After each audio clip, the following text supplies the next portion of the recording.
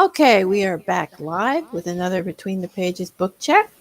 And today we have author Nikki Nelson-Hicks with us, and Mhm. she's going to talk about her book, The Galvanized Girl, Mhm. which is a steampunk. So we're happy to talk steampunk today.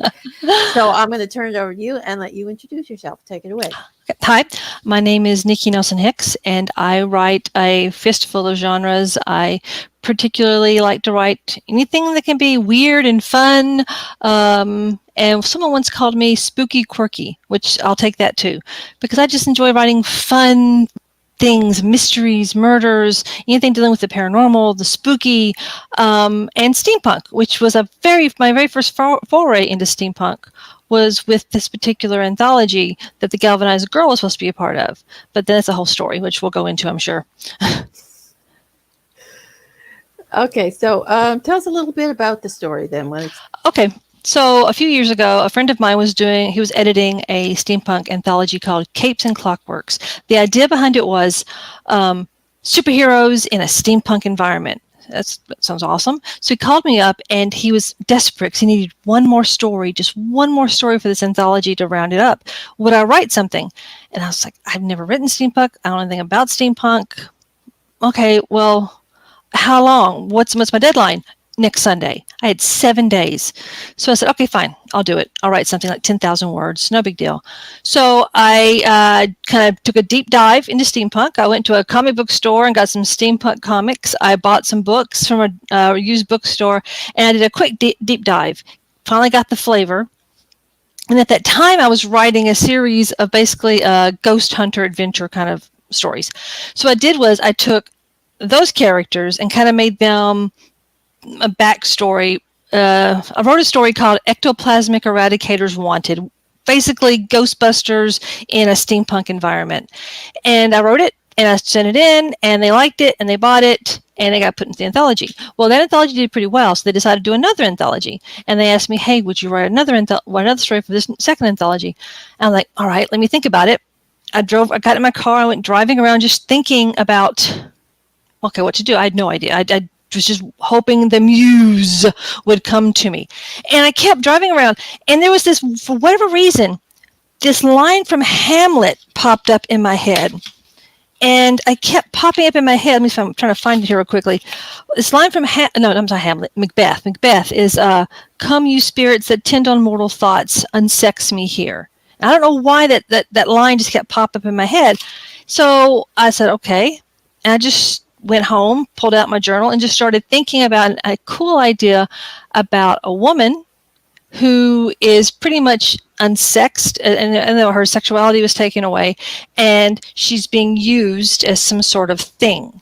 So that's where the Galvanized Girl comes from. The idea of the story is you've got Delilah Ditch. She's our protagonist, and she is being used by our Dr. Thaddeus Pride. He is our mad scientist. He's been getting these weird messages from what he thinks are angels to create this super soldier for an oncoming war, World War I. But he doesn't know that. He just thinks that there's this war coming, and these angels are telling him to make this super soldier exoskeleton suit to fight this war. And so he does it. They tell him how to do it. And he makes this suit, but now he needs not so much willing, he needs a human person as a prototype to use, see if it'll work. And Delilah Ditch gets hurt in an industrial accident, where she becomes paralyzed from the neck down, and it's perfect for him because this exoskeleton will go into her neural network and basically become her skeleton. And he teaches her how to use it, and she kind of goes on this huge, kind of almost like a freak show, sideshow thing for Queen Victoria. And that's the whole point of it, is they want the voices, these angels who are actually not angels, no spoilers, not going to spoil this for you, but no angels, who are trying to get into Queen Victoria to assassinate someone, to stop World War I.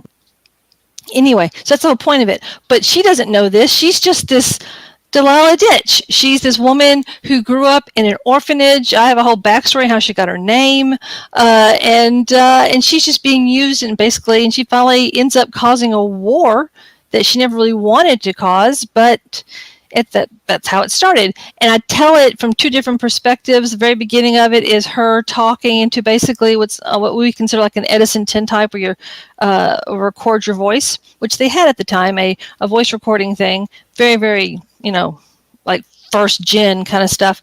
And she's telling her story. And that's how every chapter is either her telling her part of the story, the chapter from his point of view, or newspaper articles, and then at the end where it all winds up, and they're sending that recording to this newspaper to tell their side of the story, because they're going to go on the run because they're being looked for as most war criminals. So it's weird to think that that's where the story came from, that one little sentence, but that's where the story came from. Oh, cool. It's a really cool story. I really like it. My only complaint people have had with it so far is they wish it was longer. Because again, I was asked for this anthology, 10,000 words or less. And then the second anthology, he had my contract for a year. And once the year was up and they didn't publish my story, well, I just took the story back. And I found out later the deal was he had taken too many stories and he couldn't pay everybody. He was hoping people would take back their stories. And once enough people took back their stories, he was able to pay them. And, it's a small press. It's just what it is with the small press, if you even get paid at all. So, yeah, that's what the Galvanized Girl is. I love this story. I love Delilah Ditch. I love all the characters in it, even the bad guy, Thaddeus Pride. God love him. He has his own problems. He thinks he's doing the best he can for England. And he's just being used and abused like everybody else in the story. So if you hold it up the camera, can you see the cover? See, this is my cover. There we go, cover. It's a gorgeous cover. So thank you. Yes, I got it on. Actually, I got this cover on the bookcoverdesigner.com. Any authors out there, if you're looking for book covers, the bookcoverdesigner.com has some excellent covers for really, really reasonable prices. I buy a lot of my stuff from there, or I happen to have a couple of people who are artists, and I'm always pushing my artist friends, and I help them out. Like Jeffrey Hayes, he does all my Jake Ishton-Hedgie covers and my Sherlock Holmes covers. And Todd Kiesling, my friend, who is a horror writer, he has a book out now, that Devil's Creek. You should interview him. He's great. Anyway, he does also covers for me. He did my cover for Rumble, which is about Mongolian deathworms versus underground cannibals. It's great fun. I like to have fun. Yeah, you do seem to have an eclectic collection from Sherlock Holmes to steampunk to yes. Mongolian worms or whatever. Mongolian deathworms. Mongolian deathworms versus cannibalistic mole people. I was and the publisher came to me and said, "Hey, we're starting off all these stories. It's called Cryptid Clash. We want to have two cryptids fighting. Give us your pitch." So I thought about it for a minute, and I've always loved Mongolian deathworms.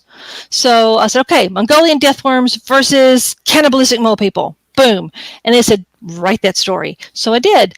But I did it more, I also put some corporate espionage into it, because the idea is this shady corporation has a mining camp in the middle of the Gobi Desert, and suddenly they've lost all contacts. They send a satellite over, they take pictures, and everything is decimated. It's like a war zone. What the hell happened?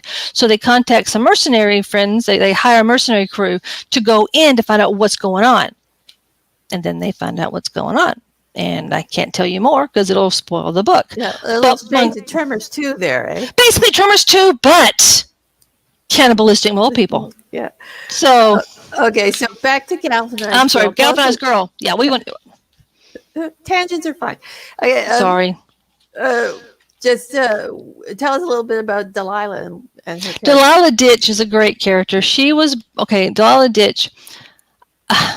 Even though I write a lot of weird stuff, I do a lot of research, weirdly enough. But at the time in Victorian England, when orphans were found, how they get their names. And they pretty much got their names where the babies were found. Hall, found in a hall. Or Abbey, found, say that the baby was given up to a religious order. So they got the last name Abbey. She was found in a ditch.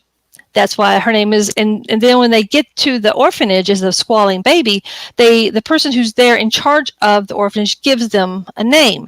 And in my story for Delilah, the guy who is in charge of naming the babies was really upset because his wife had just left him. So he was kind of in a biblical mood and named every child who came in there like Delilah or Jezebel or things like that because he was just really upset. I make a joke about that, about at least I didn't end up like some more poor girl who got named Chlamydia because he had found a medical dictionary and he just picked a word that sounded pretty. So he named her Chlamydia.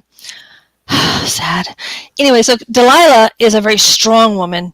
I wanted someone strong. She's not some little bitty waif-like beautiful nymph thing. No, this woman was built for work, and she's strong and she's brave and she has dreams. She has aspirations. She's working in an industrial mill because that's what's happening. She's an orphan. She never got adopted. So orphans who aren't adopted are pretty much like shuffled into the industrial mills in England, which were just terrible places.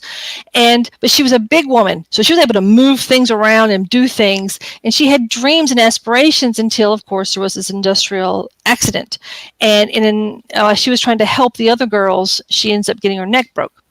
And then she winds up in the hands of Dr. Thaddeus Pride, who turns her into the Galvanized Girl. But I love her. She's a great character because she's strong and she wants so much. But in an environment, in a society, where as a woman, she's not going to get that. She has no education. She has no money. She has no pedigree. No. There's not much a woman can do in that period in time unless you've got money and a man to push you forward. Then she becomes the Galvanized Girl. She also hooks up with Dr. Thaddeus Prime has an assistant, and it's his niece. And her name is Agatha, and Delilah calls her Aggie or Ags. And she is actually educated. She went to school. She's an engineer. That's what she studied her whole life to be, like pretty much underneath. She went underneath everything to learn these things, but that's what she wants to be. But she pretty much ends up becoming an assistant to her uncle because that's all she can get. No one's going to hire her, even though she does have a degree. It doesn't matter. You're still a woman, and that degree is kind of like, really? And so she works for him, and then pretty much she helps Delilah escape. Well, when they finally do escape and the whole thing blows up, she escapes with Aggie. And Aggie helps her try to go on the run and figure out. Also, Aggie's one who helps take care of her suit because she has an exoskeleton. And Delilah doesn't know what to do with it. She just uses it. She's a user like we are with computers. She uses it. And if she didn't have the suit, she wouldn't be able to move at all. Because the doctor at one point in time, when she tries to go on a nighttime flight just to go because she wants to get out, he basically turns it off. And when it's off, not only does she fall, she can't move, she suddenly can't breathe because her muscles have atrophied because she's not using them. The machine, the exoskeleton is using them instead of herself, which is, downside to technology. So, but yeah, I love Delilah. She's strong, and I create a lot of characters that I wish I was more like. I wish I was stronger and braver and really more willing to fight against the system as she is. So yeah. Okay, so tell us a little bit about the antagonist, your mad scientist, as it were. Thaddeus Pride, God love him, poor guy. He's insane. Okay, he's nuts. He, as a young child, he heard voices, probably schizophrenic. His family put him into luckily, because they had money, he comes from money, they put him into a special institute that helped him, but didn't help him. He still heard the voices, and basically he was schizophrenic, and for whatever reason, these voices, these people from the future who were contacting him in the past, are able to do this and get to him and tell him things. He thinks they're angels. So in his madness, he has turned to the occult. Again, he thinks that they're angels. So he's created all of these concentric circles of gold in the floor that he paces around thinking that they're going to help him getting more in tune. He has trepanned his skull in several different holes where he's put these apertures inside that he can open and close. That helps him get in tuned to the voices. He's he's a pawn. He doesn't realize he's a pawn, but he's a pawn to these other voices, these people in the future who are simply trying to stop World War I from happening because they think if they can stop that from happening, World War II won't happen, and England would be in a much better place. If World War I doesn't happen, the Victorian Empire, the British Empire would probably have lasted a lot longer and not be as it is now. Although the British Empire is not dead, it's simply underground.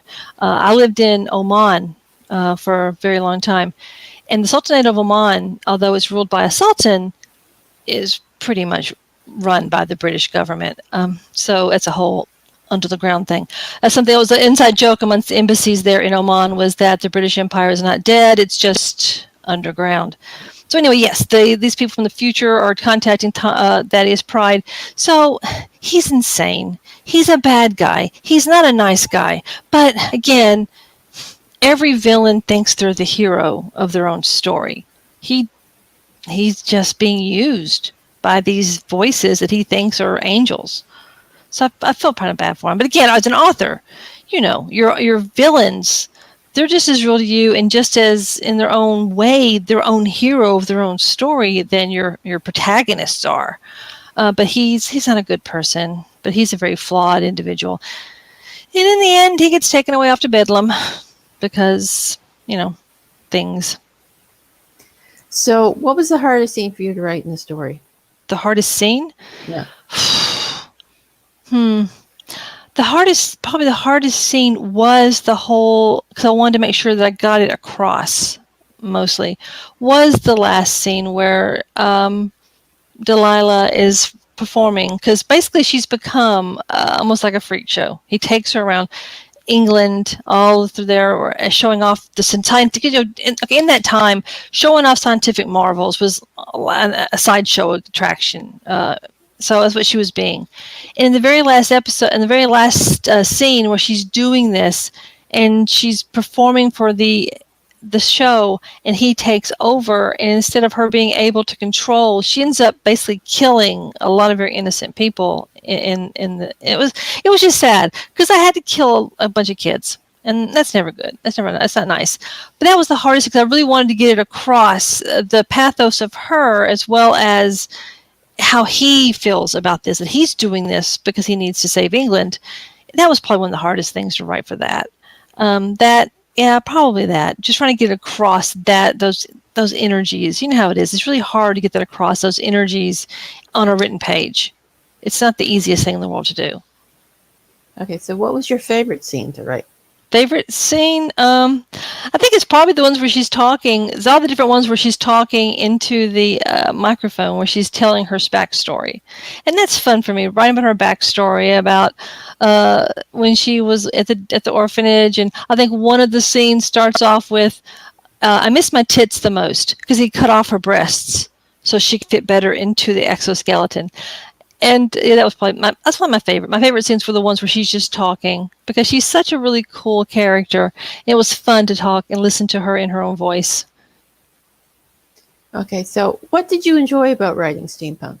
Steampunk for me. I'm kind of an Anglophile. I even though I've never been to England, my only experience with England is BBC. So I'm probably getting a really bad vision of England. I'm an Anglophile, and I love England, in spite of its very, very bad, nasty history. I love England, and the idea of steampunk, it's just really cool. The idea of this being taken that one step further, science fiction being taken that one step further, and being put into a steampunk or that Victorian era. It's fun. It's a lot of fun. And especially during that time, because England at that time was this, although, yes, imperialism is not a good thing, but they were imperialists, and they were adventurers, and they were going all over the world and doing all these very adventurous things. Although, yes, we understand historically speaking, it wasn't good because they did all the really bad things. But in a story setting, it's so much fun. There's an author, Grady Hendrix, who writes a series called, I can't remember it. Anyway, he writes a steampunk series that basically shows what what English people would really be like, and it's terrible. It is the most politically incorrect thing ever. And I contacted him just to say how much I really enjoyed his book and how much I was like, well, that's brave. That was really brave. He's like, hey, look, I'm English. I can say this. We suck. I can say this because I'm English. And I loved him. We became Facebook friends. So it's a great book. God, I wish I could remember the name of it because it's such a good, mine's gone blank. I'm tired, but it's really great. Grady Hendrix, look for him. He is a wonderful writer. So, but that's what I liked about it. It was so much fun, again, playing with Victorian England, playing with science, and science is so much fun. There's so much fun you can do with it. I mean, I'm not a scientist. My dabblings in it are purely layman, but the things you can do with it and the things you can twist and move around. As a writer, this is like Fodderville. I love it. So much fun. Okay, so tell us a little bit about some of the other books you've written. Okay, so right now the biggest things I've been working on for the past 6 months, which have been taking up my whole life, and I'm so sick of it. I'm sure every writer says this, I am so sick of this story. Yeah. Okay, Jake Ishton-Hedgie, The Excellent Detective, was a series that I wrote for another company, for another publishing house a couple years ago. Anyway, when I got the rights all back to me, I started reading them again, and I always planned on putting them in an omnibus and putting them underneath my own imprint, my own house. And I started reading them. They're not good.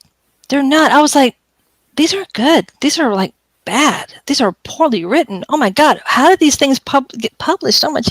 So I rewrote them. Did I rewrite them? I was a different person. Again, this was like, almost 10 years ago? Ugh, geez, was it 10 years ago? Almost. So the Jake Ishton-Hedgie, The Excellent Detective, I've been working on the omnibus for that. The first volume came out about a month ago, and it's the first 3 stories. And then right now I'm working on volume 2, which is the last 3 stories, plus I'm going to write the first 2 chapters of book 7. But anyway, Jake Ishton-Hedgie, basically think of this, it's like pulp noir, 1930s, New Orleans, occult detective. Well, it's a detective who deals with some occult themes because he has no magical powers or anything like that. But he just gets embroiled in all of this accidentally. The very first story, a chick, a dick, and a witch walk into a barn. His business partner, best friend, goes on should be just a really simple little case because the detective, Barrington Gunn, is a private detective. I'll see you tomorrow, Jake. It's your birthday. We'll go out. We'll have a good time. So Bear, his nickname is Bear. Bear goes out and never comes back. So Jake's like, so he figures out where he's gone. When he goes to find Bear and save Bear, he gets him embroiled in this huge, weird voodoo cult, and it's just, it's bad. And then after that, he just falls down this rabbit hole of weird. And my husband and I actually were sitting in the back one day just talking about Jake. And if you really look at all the Jake stories, the 6 Jake stories, they really only last over a 6-month period. And I put that poor character through so much hell. I'm kind of ashamed. As a god, I am sorry. I put him through in just 6 months. I never gave that guy time just to take a nap. This poor guy. He falls down a rabbit hole. So anyway, that's the Jake Ishton-Hedgie stuff. They're great fun. They're a lot of fun. Again, you've got golems and you've got vampires. I've not written a vampire story yet, which is odd. Anyway, we have zombie chickens. We've got voodoo. We've got golems. We've got some alchemists. We got some immortal sisters. We've got a boo daddy, some swamp monsters. It's great fun. It's a lot. Pirates. A lot of pirates. It's a lot of fun. So is that one, the Sherlock Holmes and the Shrieking Pits. My old publisher came to me one day and said, hey, I'm starting off this new imprint of Sherlock Holmes stories. Would you want to write one? And I'm like, yes, please, because I love Sherlock Holmes. He's such a fascinating character. So much fun. So I said, yes, please, I will write one. What do you want? He said, anything you want to do, carte blanche. You just have to write it within the Conan Doyle canon. I'm like, no problem. So what I wanted to do was I wanted to poke fun at Conan Doyle's belief in fairies. So I went to this place called Fleet Street. It's an English pub on Printer's Alley in downtown Nashville. And I went there, got myself some fish and chips and some stuff, some mushy peas. And I just pulled out my journal and just started just brainstorming, just writing whatever. And I got this idea of I wanted to begin poke fun at the whole fairy idea.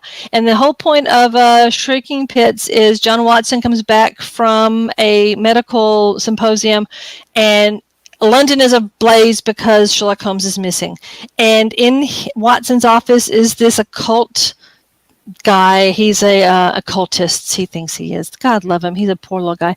And he's like, I really want to come. I want to express my sympathies. I'm so sorry. It's all my fault that Sherlock Holmes is missing. And he's like, what do you mean? Where is he? He goes, oh, it's obvious. He's been taken by the fairies. I'm so sorry. It's because of my fault that he was taken by the fairies into the land of Oberon. And Watson instantly believes, nope, he's off on a bender. He's gone somewhere on a bender. So he goes to look for Sherlock, and things happen. What's great about the Sherlock Holmes book is my editor. As a writer, editors basically are our backbone. And the editor for my Sherlock Holmes book is an Englishman who's not only an Englishman, but lives near Norfolk, where the Shrieking Pits it's an actual place. The Shrieking Pits are, but he's also a Holmesian. And he helped me because I am a very profane, modern American. And he really helped me keep this English. Because he would send me back chapters like, no, Nick, no, Nicole, this is not Holmes. You must toss this. But it's funny. No, not Holmes. So he really helped me keep that as Holmesian as possible. And it's a fun story. I really like it. I have 2 other Sherlock Holmes stories. As a writer, you know this. You've got so many different stories on the back burner.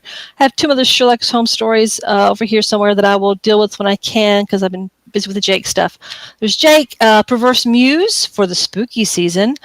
I was reading a biography of Edgar Allan Poe. And what got me about it was, did you know that all the women in his life died? Why? So I contacted my friend. I'm just kind of chatting with my friend Todd on Facebook. And I said, yeah, isn't that weird? Why do all the women in Edgar Allan Poe's life die? Isn't that strange? What do you think? You think he's like a vampire or something? And Todd's like, write that story. Write it. So I wrote a story called The Perverse Muse. Spoilers, he's not a vampire, because that's boring. But I did explain why all the women in Edgar Allan Poe's life died. It's called The Perverse Muse. It's great fun. It was a lot of fun. It was fun. Let's see. The Galvanized Girl. Okay. So the first story that I wrote for that steampunk novel thing called Eradicators, Ectoplasmic Eradicators Wanted. When the rights came back to me, I read it. And again, I wrote that thing in 7 days. Ugh. It needed some work. So I rewrote it, re-edited it, reformatted it, and then I published it under my press, Third Crow Press, as Revenge of the Blood Red Maid. I'm looking at the poster because I want to make sure I got that. The Revenge of the Blood Red Maid. And that's great fun. Again, it's kind of steampunky. What I have is 2 Victorian con artists who basically go around to Victorian households and, get rid of ghosts. And they're actors. They're theater people. They have all these special effects that make things go crazy. So they get hired by this guy. He knows they're con artists. I want you to go to this person's house and convince her to get rid of her ghost because she's crazy. Get rid of her ghost. Fine. So they go and they find out that the ghost is real. And they have to deal with that. Plus, there's other twists and a lot of other things going on. It was great fun to write. So there was that fun stuff to write. What else? I've got other stuff in anthologies. I've written a couple of crime stuff for my friends over at Wolfpack Press. Mine's gone blank now. But yeah, I write a whole bunch of weird stuff. Basically, I like anything that can let me just kind of run wild and have fun. But lately, my brain has been just fried with Jake because I have to write. I've finished pretty much the 2nd volume, but now I need to write the first 2 chapters of Jake 7, where he's going to end up going to LA, to Los Angeles, 1930s Los Angeles. And I did a lot of research. Again, weirdly enough, people don't realize how much research I do for these weird stuff. 1930s Los Angeles was just rife with cults. So many cults. And not only were they cults, they didn't care. They just told you they were a cult. And there was tons of sex cults. So I've decided to The next book is going to be about Jake is going to go, he's going to LA basically to get his gold back from Radu. Read the stories, you'll understand what that means. And you're going to find out Radu is involved in a sex cult. And things happen and shenanigans. And a lot of people will probably get killed. And I'm sure it's going to, I haven't decided if I'm going to use dragons or the Yellow King yet. I'm still working. That story is still very nebulous. I'm still working on that. Oh, wait a minute. It's 2 more stories I should tell you about because I'm really proud of them. Gruff Springs. I got this. Okay, so people came to me and asked me to write a story. The idea, the challenge was to write a story to use a Wild West character versus a fairy tale creature. So I wrote the problem. It was the problem in Gruff Springs, where I took Alan Pinkerton. And he's on the search for some stolen Confederate gold. These people have stolen some Confederate gold. They plan on going down to Mexico to raise up another army to fight the good fight for the South or whatever. Anyway, so Pinkerton is trying to find this gold. President Grant has sent him on this journey. He ends up in this place called Gruff Springs, which is this really wee little town in the middle of nowhere. It used to be like this little nothing, but now it's suddenly like this mineral springs water place. Everybody comes there for the miraculous cures from all these waters. It's weird. So he gets there and he finds out that there's more there than just mineral springs. And he has to go to fight again with, and this seems to be kind of a trope. I don't know why I do this a lot. Cannibalistic mole people. He's back to the cannibals in the mole people. I don't know why I do that. I should look into that. Why do I do that so much? But anyway, so he fights. It's basically, again, I had to fight a Wild West guy, Alan Pinkerton, against a fairy tale, which was going to be the trolls, the Billy Guff Girls, the trolls. And so I did that. It's more of a weird Western. That's pretty much how I build that, as a weird Western. That's a great fun. Then, of course, the Rumble story I told you about, which is Mongolian deathworms versus cannibalistic mole people, and I have these poor guys. These guys, I love them so much. The mercenaries who go in trying to figure out what's going on to save whoever they can save, and there are some survivors they have to find, and they try to save them as much as they possibly can. And what's fun about that book is, while I was writing it, one of my friends at my day job, we were talking about the book I was writing. And she says, "You know what? I just got a meeting with this woman, and I really hate her. Can you kill her in the book for me?" And I was like, okay, well, give me some. What does she look like? She's like, she's balding and she's a bitch and I hate her. Can you kill her? I'm like, yes, I will kill her. And so but I had a hard time killing her. She wouldn't die. She's a great character. I ended up making her a really fun character, and I had the hardest time killing her. And I finally did, because I did promise Julie I would kill her. So I did. And I love Rumble. Rumble's a fun story. It's so much fun. And again, Todd Kiesling did the cover for Rumble, and it was fun. So I have those, and that's all that comes to me right now. I have a lot of stories. Again, you know this. What is this? You have so many stories in the back burner you want to get to eventually. Because once I get finished with Jake, I've got 2 stories I really want to work on. The Crown of Feathers that I've been working on for forever. It's a kind of a YA thing. The idea is it's set in Appalachia. It's Appalachia. And this little boy, his mother's dying, and there's the 3 sisters who live up on the hill, and they come down and they tell them, hey, she's going to die. The witches tell her she's going to die. They can tell she's going to die. There's no help for her because there's a crown of feathers underneath her pillow. Are you familiar with the crown of feathers legend? The Crown of Feathers is a Appalachian legend that underneath the pillow of a person, if they die, you can find it, and it shows they've gone to heaven. And there's actually a folk museum in East Tennessee where you can actually see examples of Crown of Feathers. So anyway, the little boy hears the witches saying that they saw the Crown of Feathers underneath her pillow. Death is coming for her. There's nothing they can do for her. I'm sorry. You need to take care of your situation. So the little boy decides, well, no, my mom's not going to die. He's already lost his grandpa. He's already lost his dad. I'm not losing my mom. This isn't going to happen. So he takes the Crown of Feathers. And in so doing, he thinks he saved his mom from death. But what he's done is worse. He hides the feathers in a jar. Grandma goes away to go get his uncles and stuff because they need to come back and help to bury the mother when she does, because she's going to die. And then over that weekend, he has to deal with the thing his mother has become, because the crown of feathers are now in a, it's a story about grief and come to terms with grief and that people die, and to stop that is not good. So my daughter is actually an illustrator, and she's going to be illustrating some of the. I want to do it kind of in that weird stories that scare you kind of series. Remember when you were a kid, you read those? I want to do it in that, and so she's drawing a lot of really cool stuff to illustrate. We've been working on that for about a year now. I want to get that one done, and then I have a thriller, completely and utterly mainstream thriller about a woman who she's a mother, got a family, blah blah, and something from her past comes back and completely threatening to derail everything. Pretty much the sins of the father kind of thing. But it's utterly mainstream. I've never written anything utterly mainstream. Well, no. Well, yeah. Utterly mainstream. I'm gonna write that because I'm gonna try it. I'm gonna try writing something utterly mainstream.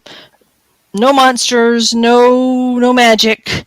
It'll be utterly murders. There'll be lots of murders, because if there's not a murder or a monster, I'm bored. There has to be that somewhere in there.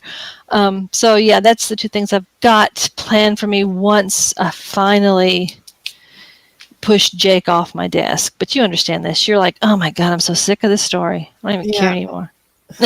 I'm so sick of this story. I love it. I mean, I do. Jake's a great character. I put that poor guy through so much, and I love the other characters that have grown up around him. They're great. They're great fun, but I'm kind of tired, and I'd like to do something else now, please. Yeah. So 1930s New Orleans, and doing the research for that is so hard. Because I've only been to New Orleans once, and I went to New Orleans basically to do some research for Boo Daddies, and I think that's the third Jake story, the Boo Daddies, and I had to go down there and do some research on New Orleans and swamps and stuff. And do you do a lot of research? Because is it just me? I mean, yeah, I do. I'm currently researching 15th century Venice for one of my series. So, yeah, I know the pain. Oh, thank God for Google, right? Yeah, and books and travel sites. So many maps. Old maps.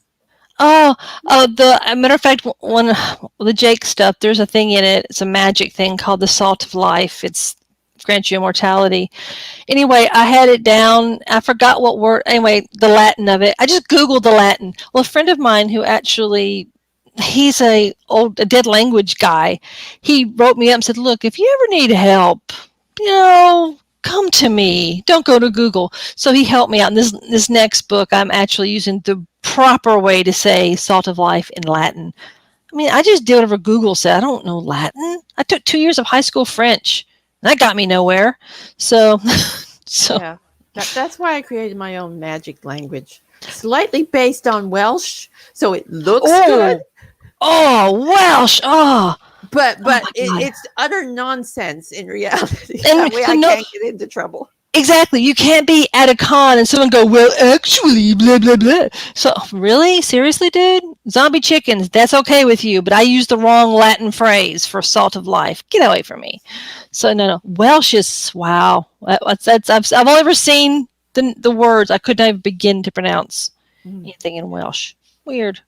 What's the root language of Welsh? Well, it comes from the old Celtic, so with Irish and Scottish Gaelic as well. So so that's a lot of. I lived in old Britain, in the old language that Brittany used to have. Like yes, I read a book recently. It was fine. It was a YA book, but the idea is that Leonardo da Vinci falls like pretty much time slips into our time, and he speaks English, which I thought, okay, I'm gonna let this slide because YA.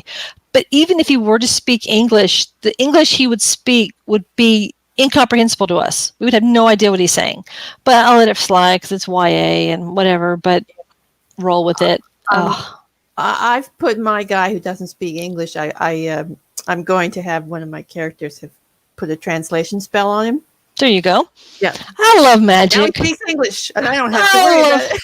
It's like being in the TARDIS. Everywhere you go, you can understand it because the TARDIS, just throw magic at it. I love magic. Magic just solves so many problems. With Jake, he's Hungarian, and I lived in Budapest for a while, and I throw some Hungarian in there, but Hungarian is impossible to learn. And Hungarians are very sweet. They understand they have one of the most difficult languages because it has no Germanic root.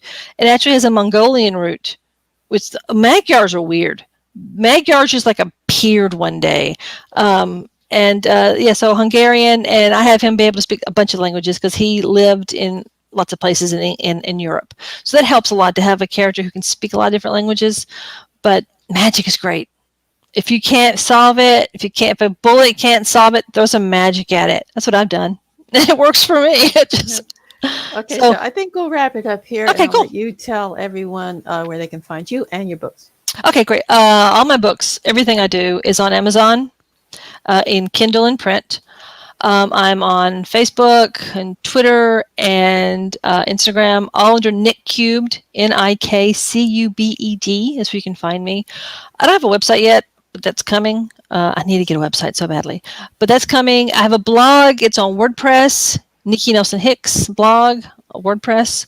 That's pretty much it. Unfortunately, no conventions or anything because of COVID. Thank you. It's really killed conventions this year. But other than that, yes, I have a lot of social media. I'm always on Facebook constantly. Please look me up there because I love Facebook. For me, it's a writing challenge, and Twitter too. It's a writing challenge to be funny. I try to be as funny, entertaining as possible, especially right now. Everything's so not funny. So. Yeah. Okay. So thank you for being here. You're welcome. It was great fun. Thank you. Yeah, Thanks it so was much. a pleasure chatting with you. Yes, fun. And we'll be back tomorrow with another author. So tune in then. And that's it for now. So thank you. Bye-bye. Bye. Bye-bye.